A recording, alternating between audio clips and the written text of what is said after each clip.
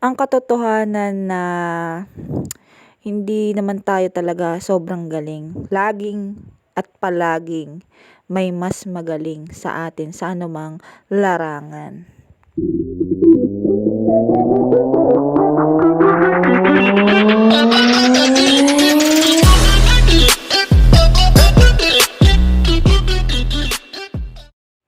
Ayan, hello mga kasing Bex. For today's video, bago tayo mag-proceed doon sa aking intro, is pakikita ko sa inyo itong aking butter ng cake. Chiffon ube cake ito para sa aking ube de leche na cake. And ang gamit ko dito is vanilla ng Neko and ang favorite ng Achievers. Yan, ube favorite ng Achievers. Talagang sobrang bango, sobrang ganda ng color niya pag ginamit mo sa cake. And, syempre, ACC whipping cream din ang gagamitin natin for today's video. Sobrang stable niya, kung makikita nyo, di ba hindi siya nalalaglag. Di ba? Basta tama lang yung pag-beat at pag-add ng cold water, ganyan na po yung magiging itsura niya.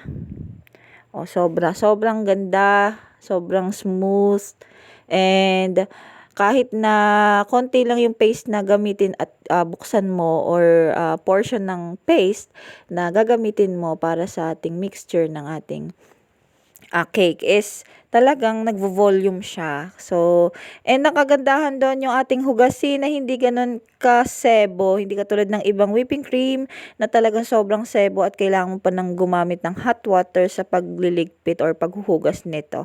So, yun mga kasing bakes, no? Ganito kaganda ang mga product ng Achievers. So, ayan, proceed na tayo sa cake natin. Ito nga pala ay ube de leche cake at kita nyo naman sobrang fluffy ng ating ube chiffon. Ayan, 'di ba? Pati color niya ang ganda. Ito ay dahil sa favorite na ube ng Achievers. So, ganun din, nilagyan ko din ng favorite ang ating icing dito. So, ayun. And sobrang talaga, sobrang grabe. Ang sarap din niya sa panlasa. Kasi sinasabi sa intro na laging may mas magaling sa'yo sa anumang bagay. Oo, ganun talaga. Like sa pagkanta, laging may mas magaling sa'yo. At hindi din naman laging kondisyon ng boses. Kasi katulad ko, ako ay dati ding singer. So, yan. And pagdating din sa kahit sa anong larangan, ganun talaga sa pagbe-bake, sa sports, ganyan, sa pagsayaw, sa kahit anong larangan, laging may mas magaling sa'yo, kaya kailangan lagi tayong humble, Pero syempre, hindi naman porket may mas magaling sa atin, tayo ay ma-discourage na or hindi na tayo magpapatuloy. Syempre, kailangan magpatuloy pa rin tayo. And ang sasabihin ko sa inyo, kahit na mas magaling siya sa gantong bagay, halimbawa na ikinukumpara ka sa gantong tao and mas magaling siya sa gantong bagay, tandaan mo may mga bagay ka rin kaya na hindi niya alam gawin. See?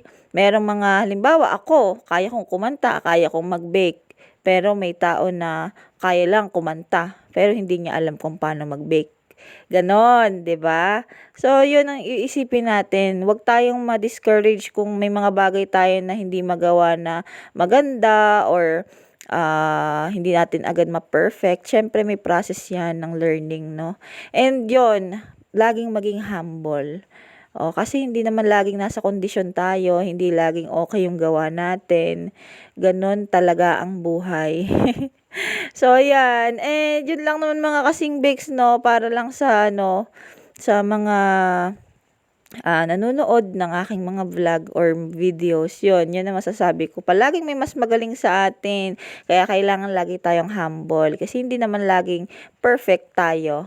At hindi talaga tayo perfect. Si God lang naman ang perfect. Yun.